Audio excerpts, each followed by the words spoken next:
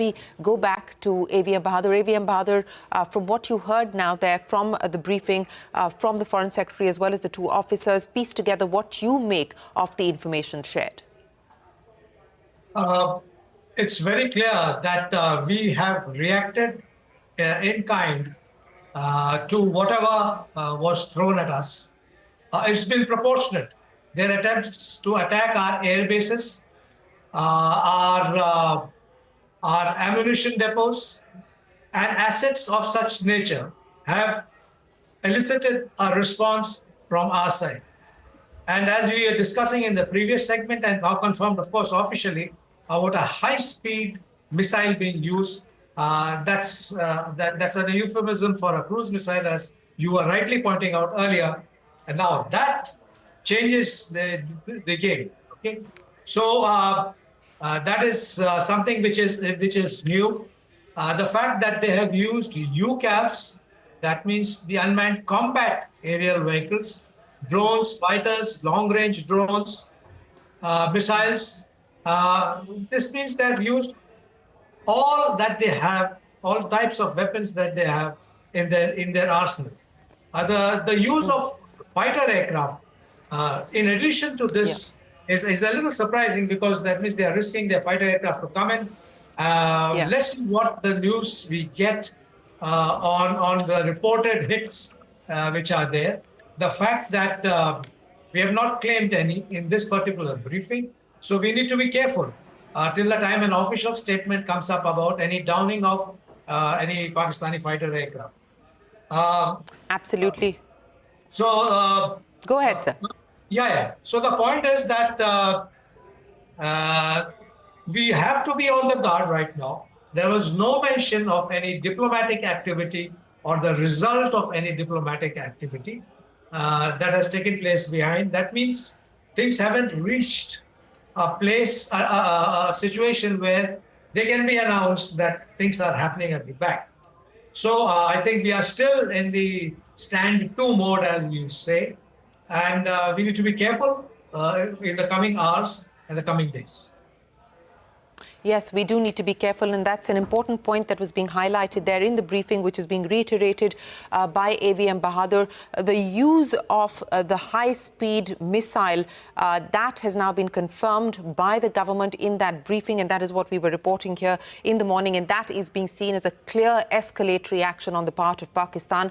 Also, the use of fighter aircraft, that was also something that was confirmed there by the government in the briefing, that it was not just loitering munition, not just the high-speed missile, but also fighter aircraft were deployed by Pakistan to target Indian military infrastructure, air bases. But as we've been reporting, all air bases at this point in time are safe and secure. Let me also bring in retired Lieutenant Colonel Shubhankar Mishra, defense analyst, here with us.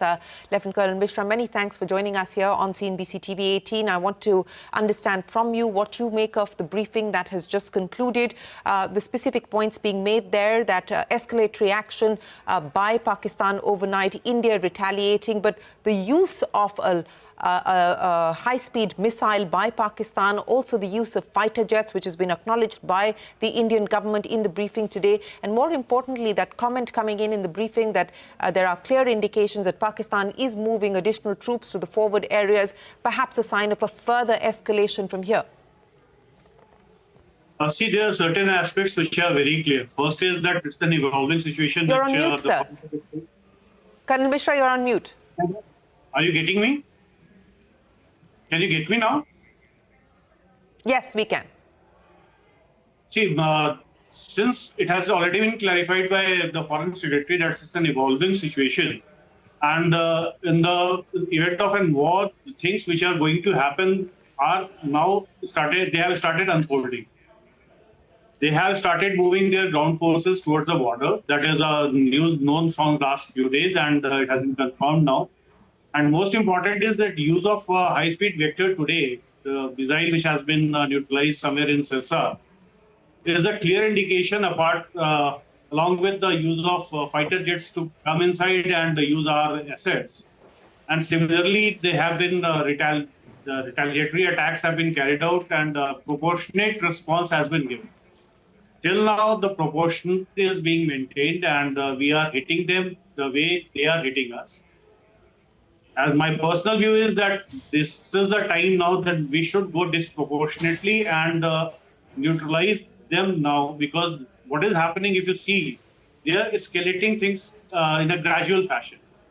They started with cross-LC firing, the infantry and artillery fire started over there. Then they started with swarm drones. Today they have started evacs and the long-range vectors. So instead of now waiting that what they are going to do, my personal take and request to government is that we should be proactive now and take some actions which actually stop them from doing these kind of any misadventure anymore. As far as their fighting capabilities are concerned, they are now down by at least 25%. They have 13 functional air bases out of total 21 bases, and out of those 13 functional air bases, 3 definitely have gone down, and they will not be useful for quite some time now, till the time they are repaired. So now is the time when we should be more proactive and take preemptive actions, hit them where it hurts them more. They have started hitting our civilian targets. Now it's time that we should not wait and we should hit their strategic targets and neutralize them. Over to you.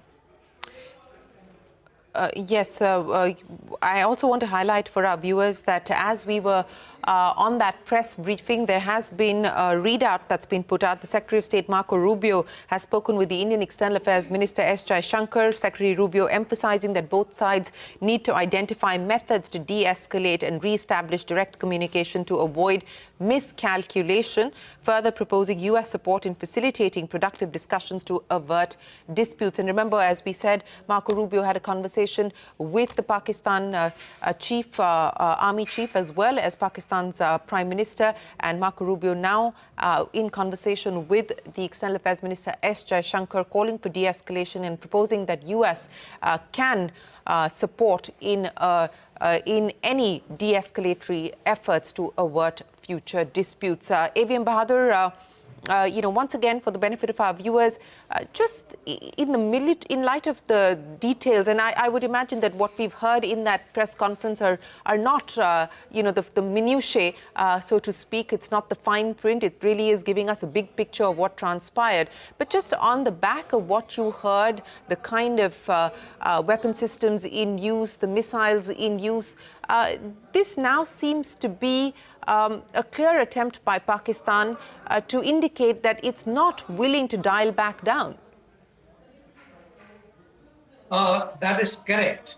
And the whole exercise in this is, as I said, public perception.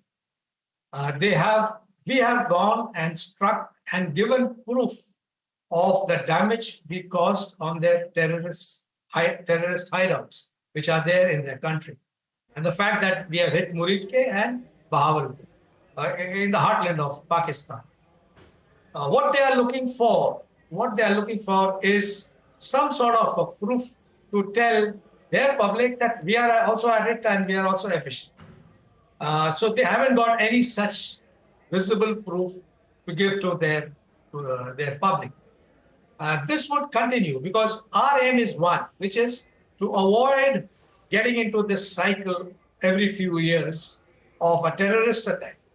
That places an onus on us also. We had Uri and we did surgical strikes, Pulwama and we had Balapur, and now this, and we had strike on 9 stations of this in the initial part. Do we carry on like this? I mean, another 5 years, something happens, we go in again at this. So we are looking at something more permanent. And that is what I'm sure the government is gradually ratcheting it up.